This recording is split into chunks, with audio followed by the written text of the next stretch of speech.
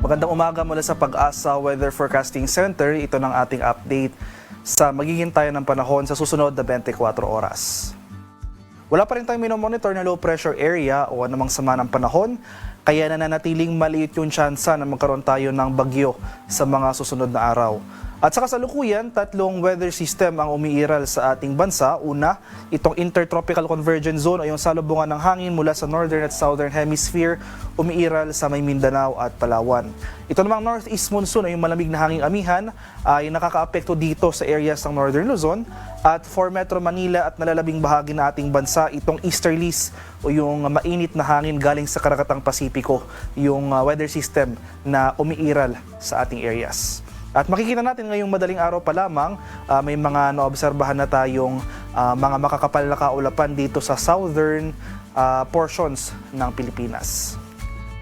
At para sa magiging lagay ng ating panahon ngayong araw, so for Luzon, dahil sa epekto ng shear line o yung convergence ng mainit at malamig na hangin, makakaranas tayo ng mataas na tsansa ng mga kaulapan at mga kalat-kalat na pag-ulan, pagkulog at pagkidlat sa may Cagayan at Isabela. Samantala, ito namang areas ng Aurora, Quezon, Bicol Region, dahil naman sa easterlies, makakaranas rin tayo ng mga sustained na mga kaulapan at pag-ulan. Kaya eastern section ng Luzon, maghanda tayo at maging alerto sa mga possible flooding at landslides kung lalo na kung malalakas at tuloy-tuloy yung pag-ulan na ating mararanasan.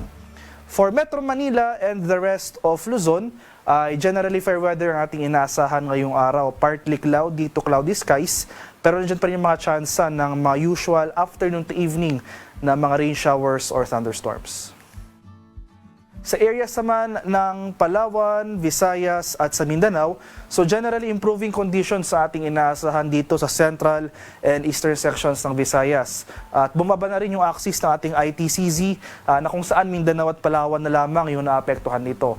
Pero dahil sa easterlies, posible magpatuloy pa rin yung mga pag-ulan dito sa eastern section ng Visayas, particular na sa eastern Visayas. Dahil naman sa ITCZ, patuloy tayong makakaranas ng mga kaulapan at pag-ulan sa buong Mindanao at sa Palawan. Kaya sa mga nabanggit ko pong lugar, Mindanao, Palawan at Eastern Visayas, maghanda rin po tayo sa mga banta ng pagbaha at pagbuho ng lupa.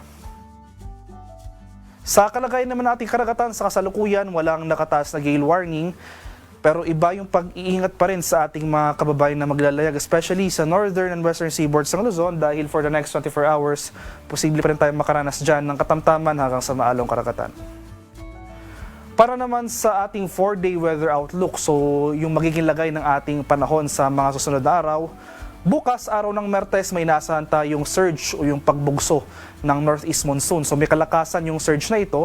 So possible mamayang hapon or bukas sa madaling araw, mag-issue po tayo ng gale warning dito sa northern and western seaboards ng Luzon in anticipation sa mga matataas na alon na dulot ng pagbugso ng ating hanging amihan.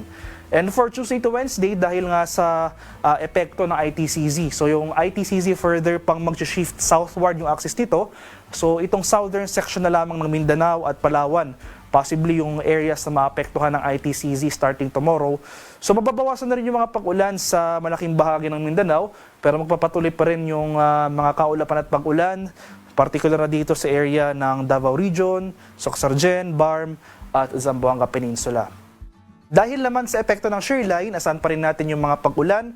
So muli itong shear line yung convergence o yung boundary ng mainit at malamig na hangin, kaya posible pa rin magpatuloy yung mga pag-ulan dito sa may Cagayan at Isabela. Dahil naman sa easterlies, mababawasan na rin yung mga pag-ulan dito sa Eastern Visayas, Bicol Region, Aurora at sa Quezon. So kaakibat nga ng pagbugso ng ating northeast monsoon, asahan na rin natin yung pagbaba ng ating minimum temperature, especially sa madaling araw.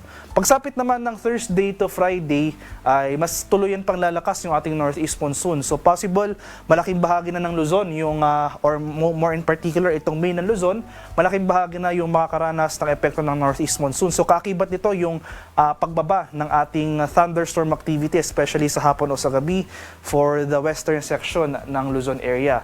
Gayon pa man, magpapatuloy yung mga kaulapan at mga pag-ulan na dulot ng amihan sa malaking bahagi ng Hilangang Luzon. Yung axis rin o yung salubungan ng mainit at malamig na hangin, yung shear line natin, bababa rin yung axis nito na kung saan posible itong magdulot ng mga pag-ulan sa may Aurora, Quezon at sa Bicol Region. So sa mga di ko po nabanggit na lugar, for Metro Manila and the rest of the country, particular na sa Visayas and Mindanao towards the end of the week, inasahan natin na mababawasan yung mga pag-ulan sa Visayas at Mindanao, pero nandyan pa rin yung mga tsansa ng mga usual afternoon to evening na mga rain showers or thunderstorms, kaya ugaliin pa rin na magdala ng pananggalang sa ulan. So sa kasalukuyan, wala rin tayo minomonitor na low pressure area at nananatiling maliit yung tsansa na magkaroon tayo ng bagyo within the next 3 to 5 days.